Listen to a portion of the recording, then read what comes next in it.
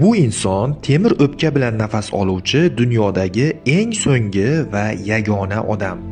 Uning ismi Pol Aleksandr. U 5 yoshligida dahshatli poliomiyelit kasalligiga chalingan. Natijada tananing bo'yindan pastki qismi to'liq falajlangan. Bu falajlik hisobiga u hatto nafas ham ololmay qolgan. Keyin esa shifokorlar uni hayotini saqlab qolish maqsadida temir o'pka deb nomlanuvchi kapsulaga joylashtirishgan.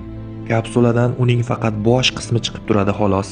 Temir o'pkaning vazifasi vaqti bilan ichkarida manfiy bosim hosil qilish.